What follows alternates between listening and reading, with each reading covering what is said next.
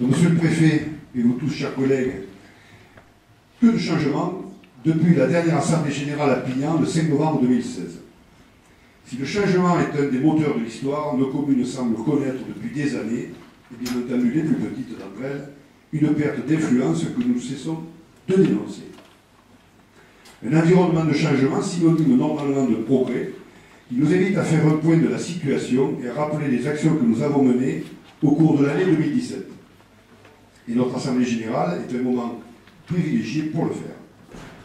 Nous le faisons donc ce matin, entre nous, devant la représentation nationale, gouvernements et parlementaires, dont je remercie les représentants pour leur présence. Notre association a représenté tout au long de l'année les maires ruraux du Var dans les différentes instances, à chaque fois que nous y avons été conviés.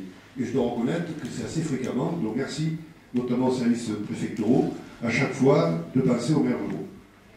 Et ceci afin de défendre notre point de vue et les intérêts légitimes de nos communes, en étroite collaboration bien sûr, suivant la nature des sujets traités, avec les maires du Var et les communes forestières, avec qui je crois nous faisons une équipe Var intéressante. Nous avons ainsi été consultés lors de la répartition des dispositifs de recueil destinés à la nouvelle procédure de délivrance des cartes nationales d'identité. Et votre retour d'expérience va nous intéresser. En demandant qu'un plus grand nombre de villages en soient pourvus, bien entendu, afin de maintenir autant que faire se peut le lien qui existe entre nos communes et leur mission d'état civil. Nous avons également relayé en collaboration avec l'Association des maires du Var les difficultés que nos communes ont rencontrées à la suite de la suppression inopinée d'un certain nombre de contrats emploi aidés. Et il est faux et injuste de déclarer que les contrats aidés sont des subventions déguisées aux communes. Ils constituent pour beaucoup de nos concitoyens, souvent les plus exposés à la dureté du monde économique, un véritable tremplin professionnel et leur donnent souvent la possibilité de retrouver la dignité par le travail. Même s'il est vrai que les communes, parallèlement à leur action sociale, ont pu utiliser ce contrat pour exercer des compétences transférées et au financement mal ou pas du tout compensé.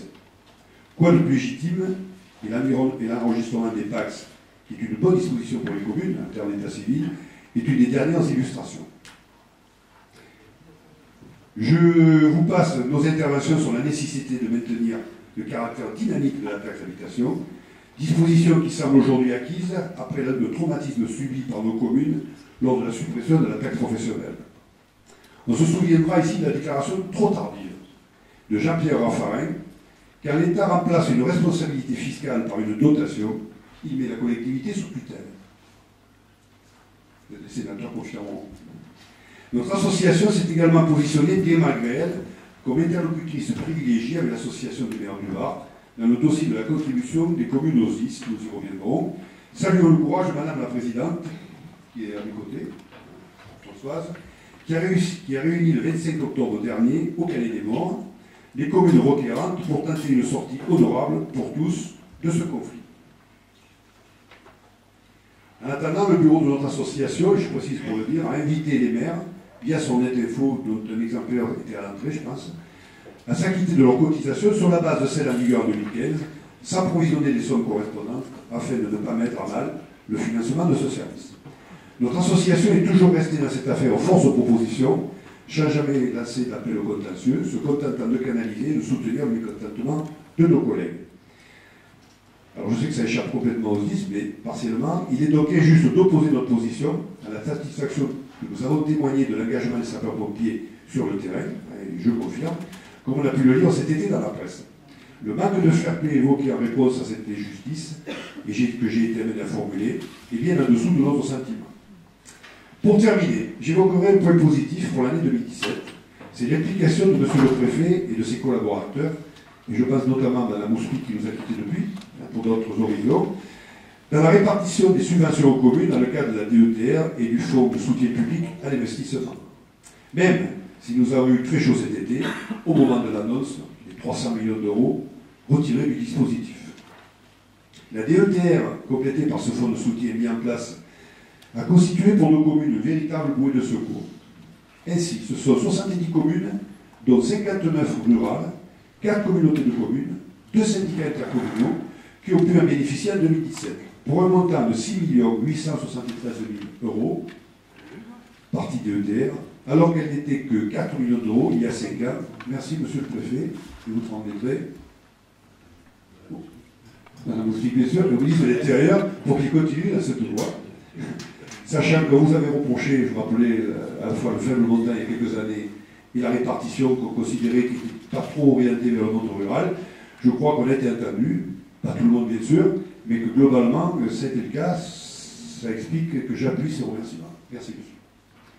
Merci également au président du conseil départemental pour avoir maintenu, dans un contexte financier difficile, l'aide aux communes à hauteur de 30 millions d'euros, sans oublier la subvention attribuée à notre association, et je crois que le trésorier y reviendra tout à l'heure. Et enfin, merci au conseil régional pour les dispositifs prometteurs mis en place à destination des communes rurales. Dans le contexte dans lequel nous évoluons, il n'y a certes pas de maires ruraux, ni de maires urbains.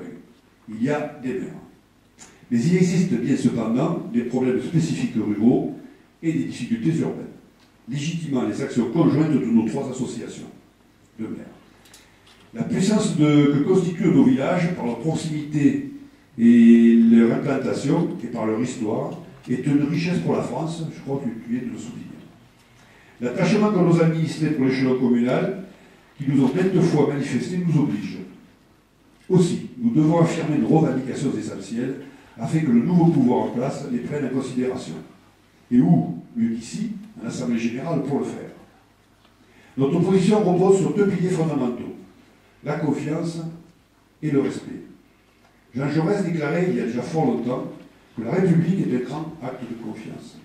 Cette confiance déclinée par l'État entre les collectivités et lui-même, réitérée dernièrement par le président de la République lors de la première conférence nationale des territoires, en juillet dernier, nous repose sur le fait que nous souhaitons, en premier lieu, pouvoir disposer du droit de transférer ou pas nos compétences.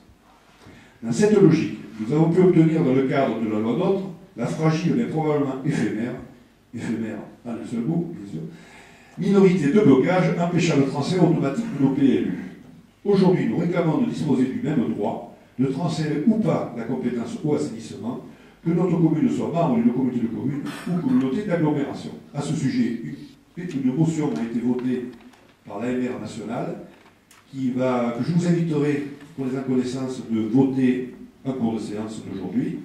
Et après, chaque conseil municipal sera invité à délibérer de façon à ce que, courant congrès ou après, on puisse influer de manière sensible sur notre choix de ne pas transférer automatiquement ces compétences.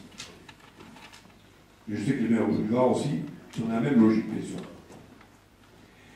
L'idée qui nous a été présentée lors de l'Assemblée générale des maires du Var le 28 octobre dernier à l'Accro, je crois que c'était Fabien Matras, selon laquelle le transfert de la compétence au assainissement serait lié à celle du transfert simultané des PLU est séduisante, à la condition, bien entendu, que le non-transfert de nos PLU n'entraîne pas de façon indirecte la baisse de la DGF.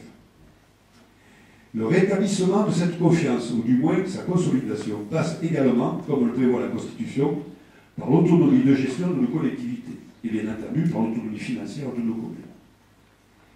Car après la suppression de la taxe professionnelle, mal compensée, la baisse sans concertation de la dotation globale de fonctionnement, les maires aspirent à plus de stabilité afin qu'ils puissent établir leur budget annuel et leur projection budgétaire pluriannuelle dans des conditions plus sereines et avec une meilleure visibilité.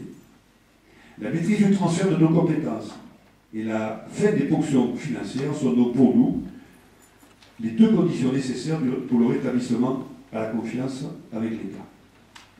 Confiance comme premier pilier, disais-je, mais aussi respect comme second.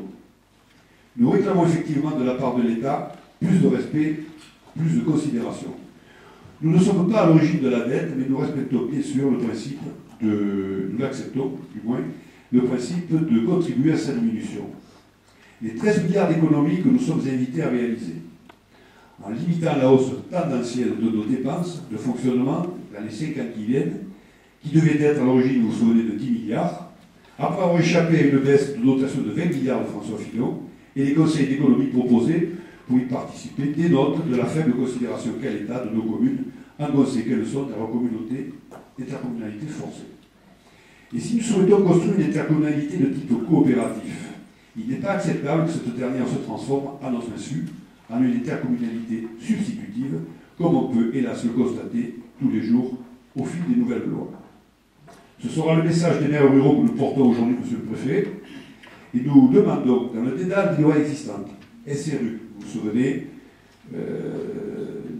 la parcellisation de nos parcelles pour aller vers la densification, la loi Allure qui nous supprime les surfaces minimales de construction et les coefficients d'occupation des sols, la loi RCT qui n'a rien à voir avec le rugby, mon cher collègue, c'est les réformes des collectivités territoriales qui nous a subtilité la taxe professionnelle, la MATTAM qui a créé les métropoles, avec des listes qui planent sur le département avec le transfert des compétences, la loi NOTRe, j'y reviendrai pas, qui nous prend l'eau et l'assainissement, et j'en passe.